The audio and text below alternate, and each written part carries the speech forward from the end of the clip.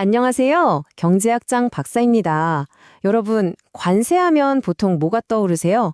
아마 나쁜 거, 무력장벽, 이런 거 생각하실 텐데요. 그런데 만약에요, 이 관세가 오히려 우리나라의 이득이 될 수도 있다면 어떨까요?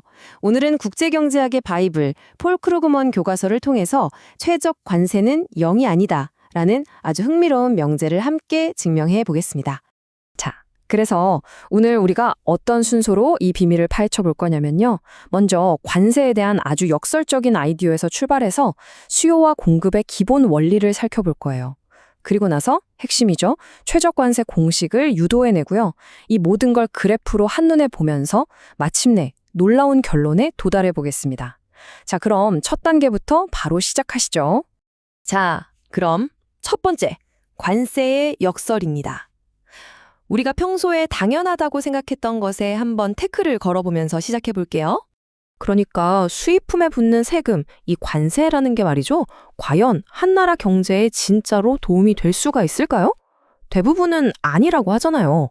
자, 그래서 이 경제학의 거의 세계적인 바이블이라고 불리는 이 교과서, 여기에 나오는 수학적 증명은 과연 뭐라고 말하는지 우리 한번 같이 샅샅이 파헤쳐 보겠습니다.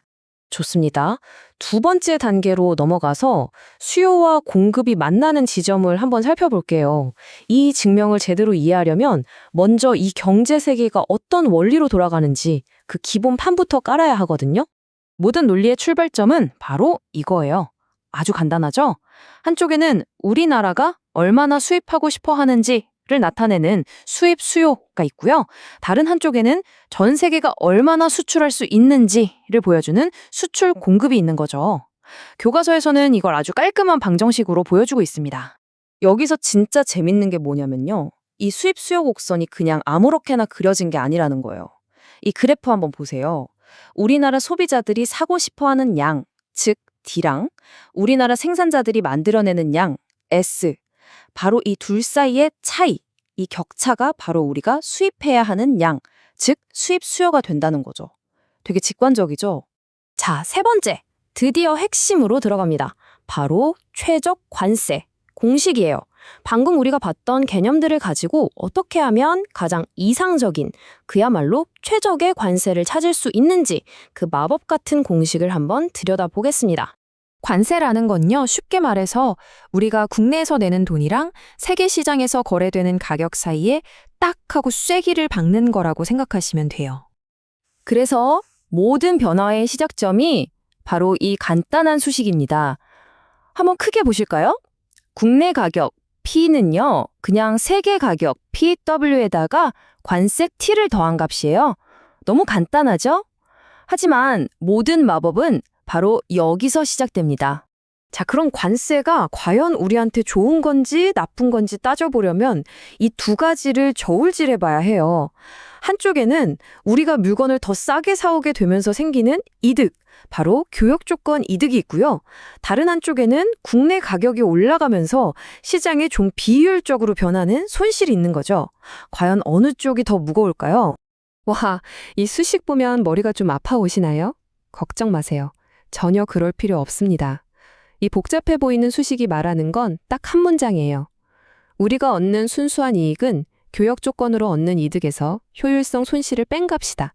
바로 이거예요. 간단하죠? 자, 네 번째.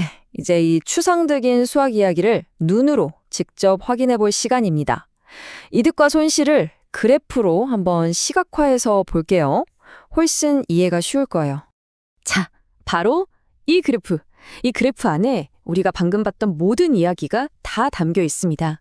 소비자가 얼마를 잃고 생산자는 얼마를 얻고 정부는 또 얼마를 벌어들이는지 이득과 손실이 각 영역으로 어떻게 표시되는지 제가 하나하나 콕콕 짚어드릴게요.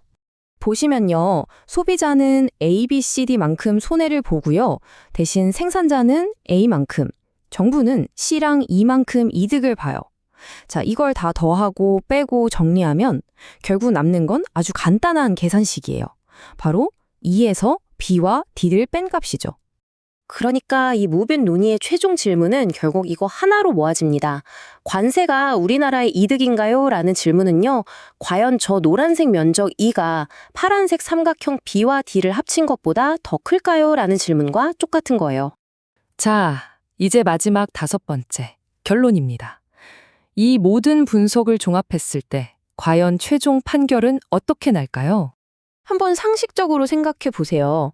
만약에 관세를 아주 조금, 정말 티도 안 나게 살짝만 부과했다고 쳐요. 그럼 시장이 왜곡되는 정도? 즉, 우리가 말했던 손실 B 플러스 D도 어떨까요? 그렇죠. 거의 0에 가깝게 아주 작겠죠. 하지만 여기서 중요한 건 우리나라가 만약에 세계 시장에서 무시 못할 큰손, 즉 대국이라면 이야기가 달라져요. 우리가 관세를 매기면 세계 가격 자체를 떨어뜨릴 힘이 생기는 거거든요. 그러니까 교역 조건 이득, 아까 봤던 그 면적 E는 아주 실질적인 0보다 큰 플러스 값이 된다는 뜻입니다. 자, 이걸로 증명이 끝났습니다.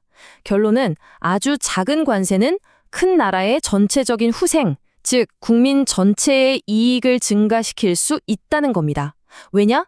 손실 B 플러스 D는 거의 없는 수준인데 이득 E는 확실하게 존재하니까요. 따라서 0이 아닌 0보다 큰 양 플러스의 관세가 최적이 될 수 있다는 게 수학적으로 증명된 거죠. 자, 그런데 여기서 진짜 흥미로운 마지막 질문이 하나 남습니다. 이렇게 이론적으로는 최적 관세라는 게 분명히 존재하는데 왜 현실에서 대부분의 경제학자들은 여전히 자유무역이 최고라고 주장할까요? 아마 현실에서는 이론이 다 담지 못하는 변수들, 예를 들면 상대방의 보복 관세라던가 정치적인 문제 같은 것들이 있기 때문일 겁니다. 이론과 현실 사이의 이 간극, 여러분은 어떻게 생각하시나요? 한 번쯤 깊이 고민해 볼 만한 문제인 것 같습니다. 오늘 설명은 여기까지입니다. 지금까지 경제학장 박사였습니다.